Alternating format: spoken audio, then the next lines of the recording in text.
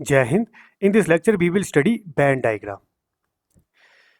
बच्चों, band diagram में क्या होता है? फॉर एग्जांपल, इस तरह से हमें तीन सर्कल दिए हैं, ए बी सी।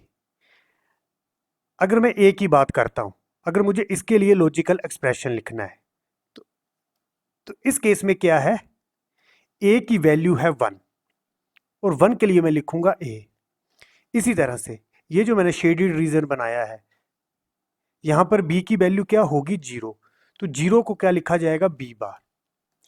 जो लॉजिकल एक्सप्रेशन लिखेंगे हम एसओपी फॉर्म में लिखेंगे। एसओपी में क्या होता है? 0 को एक्स बार लिखते हैं और 1 को एक्स।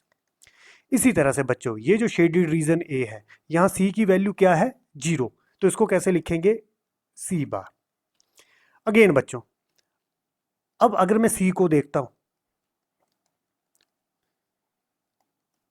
तो सी में ए की वैल्यू क्या है? 0। तो ए बार।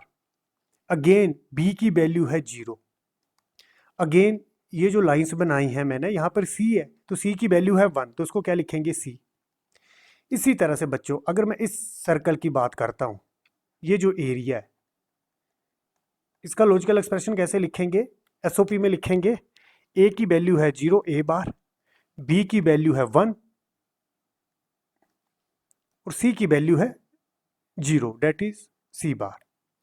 अगेन बच्चों, ये जो कॉमन एरिया है, इस कॉमन एरिया में तीनों सर्कल का कॉमन एरिया है। ए का भी एरिया है, बी का भी है, सी का भी है। तो ए की वैल्यू भी 1, बी की भी 1 और सी की भी 1। तो इसके लिए लॉजिकल एक्सप्रेशन कैसे लिखेंगे? A B C. इसी तरह से बच्चों, अगर मैं इस पार्ट की बात करता हूं तो यहां पर कॉमन एरिया किसके किसके बीच में है? आप बोल सकते हो ए और साथ में बी। ये जो है ए और बी, ए और बी की वैल्यू 1, सी की वैल्यू 0। तो कैसे लिखेंगे logical expression? A B C की वैल्यू 0 है तो सी बार। अगेन बच्चों, अगर इसके लिए मैं लॉजिकल एक्सप्रेशन लिखता हूं तो कैसे लिखेंगे? अगेन ए और सी के बीच में कॉमन एरिया है, बी की वैल्यू यहां पर 0 है तो ए की वैल्यू 1 है तो ए, बी की वैल्यू 0 है तो बी बार। अगेन सी। इसी तरह से बच्चों, ये जो है, इसके लिए ये किसके बीच में कॉमन एरिया बनता है? एक तो सी है और है बी, ए नहीं है। तो ए के लिए 0 ए बार, बी सी।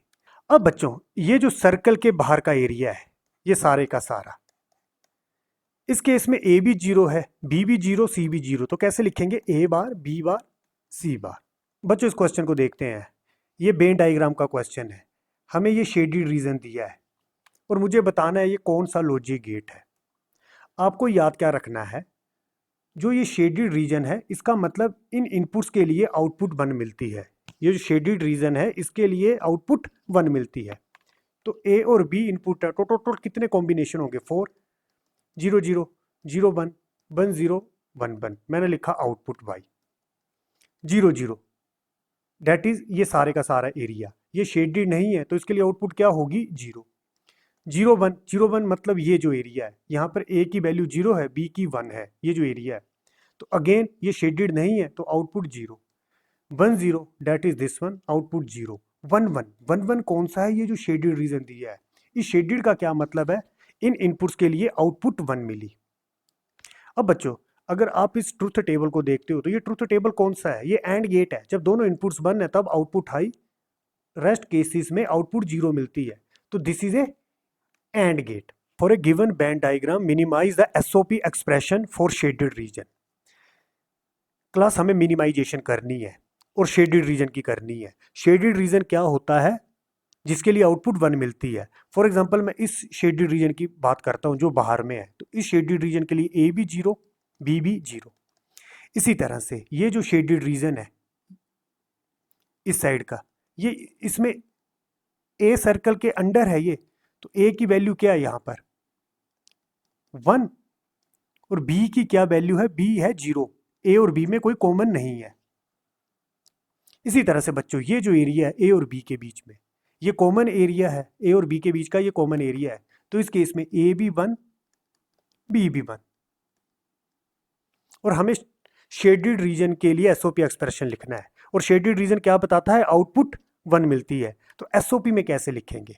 बच्चों, पहले मैं इसके लिए लिखूंगा ए की वैल्यू 0 है तो इसको लिखेंगे ए बार। इसी तरह से बी की वैल्यू 0 है, बी बार, प्लस जहां ए की वैल्यू 1 है, बी की वैल्यू 0 है, इसके लिए क्या लिखेंगे, ए बी बार, प्लस ये जो कॉमन एरिया है, ए की वैल्यू 1, बी की वैल्यू 1, ए बी। अब बच्चों आगे मिनिमाइजेशन करते हैं। मैं फर्स्ट और सेकंड से बी बार कॉमन लेता हूँ, A bar plus A B. A plus A bar 1 होता है according to Boolean algebra rule, तो B bar plus A B according to distribution property. इसको मैं कैसे लिख सकता हूं, B bar plus A into B bar plus B. B plus B bar 1 होता है तो आंसर क्या आया, A plus B bar. This is answer, B plus B bar 1 according to OR gate Boolean algebra rule. इसी तरह से बच्चों ये जो शेडेड रीजन है, इसके लिए मुझे एसओपी एक्सप्रेशन लिखना है। शेडेड रीजन का क्या मतलब है कि इन इनपुट कॉम्बिनेशन के लिए आउटपुट 1 मिलता है। अगर मैं इस शेडेड रीजन को देखता हूं, यहां से लेके यहां तक, ए की वैल्यू 1 है, बी की वैल्यू क्या है, 0। ये जो कॉमन एरिया है ए और बी के बीच में, ए की वैल्यू 1, बी की वैल्यू 1। इसी तरह से ये जो एरिया है यहां से लेके यहां तक, ए की वैल्यू यहां क्या है, 0, बी की वैल्यू है 1।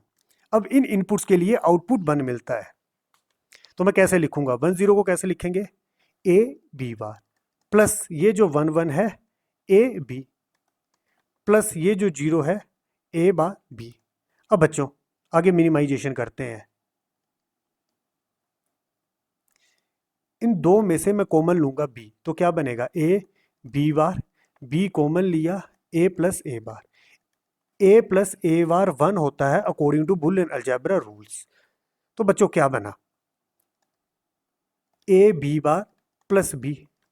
इसको मैं कैसे लिख सकता हूं, B A B bar. Now I will use distribution property. What is distribution property, X plus Y Z can be written as X plus Y X plus Z. तो बच्चों इसको कैसे लिख सकते हैं, B plus A into B plus B bar. B plus B बार होता है 1 according to Boolean algebra rule, तो what is answer, A plus B. तो this is SOP expression for this band diagram. इसी तरह से बच्चों मुझे उसके लिए एसओपी एक्सप्रेशन देखना है। यहां पर 2 वेरिएबल है ए और बी, सारा का सारा रीजन शेडेड है, तो इसका क्या मतलब, जो भी इनपुट कॉम्बिनेशन अप्लाई करेंगे 0 0 0 1 1 0 1 1, आउटपुट क्या मिल रही है, 1। तो इसके लिए लॉजिकल एक्सप्रेशन क्या होगा, सिंपली 1 मिलेगा। इसके थ्रू सोल्व करते हैं। यहाँ पर ए की वैल्यू 1, बी की वैल्यू 0। इस केस में ए की वैल्यू 0, बी की वैल्यू 1। ये कॉमन एरिया है, ए की वैल्यू 1, बी की वैल्यू 1। अगेन जो रिमेनिंग है, रिमेनिंग में क्या होगा, यहाँ कोई सर्कल नहीं है, ए की वैल्यू 0, बी की वैल्यू 0। अब इन सभी इनपुट्स के लिए आउटपुट 1 मिलेगी, तब ये शेडेड रीजन है। तो लॉजिकल एक्सप्रेशन कैसे लिखेंगे, पहले 0 0 के लिए लिखेंगे ए बार बी बार। एसओपी में 1 0 को कैसे लिखेंगे, ए बी बार। इसके लिए लिखेंगे ए बी, प्लस 0 1 को लिखेंगे ए बार बी। अब बच्चों फर्स्ट और सेकंड से कॉमन आता है बी बार, ए बार प्लस ए। इसी तरह से थर्ड और फोर्थ में जो कॉमन आप लोगे वो लोगे B, A plus A bar. A plus A bar 1 होता है according to Boolean algebra rule, that is B bar. इसी तरह से ए प्लस ए बार 1 होता है according to Boolean algebra rule, तो यहाँ पर क्या आएगा B. B plus B bar again क्या होता है, 1 according to Boolean algebra rules. तो आंसर क्या आया, 1। और डायरेक्ट मैंने यहाँ भी बता दिया था, जब सभी यहाँ सारा का सारा शेडेड रीजन है, सभी इनपुट्स के लिए आउटपुट 1 मिल रही है, तो इसका क्या मतलब है, सभी इनपुट्स के लिए आउटपुट 1 है, तो डायरेक्ट आंसर क्या होगा, 1। बच्चों लास्ट क्वेश्चन को देखते हैं। ये है शेडेड रीजन। इस शेडेड रीजन के लिए मुझे लॉजिकल एक्सप्रेशन लिखना है, तो बच्चों कैसे लिखेंगे, पहले मैं इसको देखूंगा। ये है कॉमन एरिया, ए और बी सी के बीच में है कॉमन, तो यहाँ पर क्या होगा, A1 B1 C1, तो कैसे लिखेंगे, ए बी सी। प्लस अगर मैं इसकी बात करता हूँ, ये एरिया किसके बीच में कॉमन है, एक ए और बी, सी की वैल्यू यहाँ से लेके यहाँ तक इस एरिया में 0 है, तो क्या होगा 1 1 0, तो कैसे लिखेंगे, A B C bar. Plus बच्चों अगर मैं इस एरिया को देखता हूँ, तो ये बी और सी के बीच में कॉमन है, ये जो है ए क्या है यहाँ पर 0, ए 0 बी और सी 1 1, तो कैसे लिखेंगे, ए bar B C. Plus last में ये जो एरिया है ये कैसे है, ए और सी के बीच में कॉमन है, यहाँ पर बी क्या है 0, मतलब A1 B0 C1। तो कैसे लिखेंगे, A B बार C। बच्चों फर्स्ट और सेकंड से मैं ए बी कॉमन ले सकता हूं, या फिर फर्स्ट और थर्ड से मैं बी सी कॉमन ले सकता हूं, या फिर फर्स्ट और फोर्थ से मैं ए सी कॉमन ले सकता हूं। तो अब कैसे करना है, इस तरह से क्वेश्चन आते हैं तो आपको क्या करना है, ए बी सी इन तीनों के साथ कॉमन हो सकता है, तो ए बी सी आपको 3 बार लिख लेना है। ऐसा मैंने क्यों लिखा, according to boolean algebra rule, A plus A आप कितनी बार भी लिख लो, ये होता है ए के इक्वल। तो यहाँ पर 3 टर्म है, तो मैं क्या लिखूंगा, A B C bar plus A bar B C plus A B bar C, और इस टर्म को 3 बार लिखूंगा, A B C plus A B C plus A B C. ऐसा क्यों किया, A B C plus A B C plus A B C किसके equal होगा, A B C. Boolean algebra में क्या होता है, आप कितनी भी इनपुट्स ले लो, अगर आप उनके बीच में और ऑपरेशन करते हो तो किसके इक्वल रहेगा, वो ए के इक्वल रहेगा। That is a plus A, आप कितनी बार भी ए लिख लो, इज इक्वल टू ए, इसलिए इसको 3 बार लिख दिया।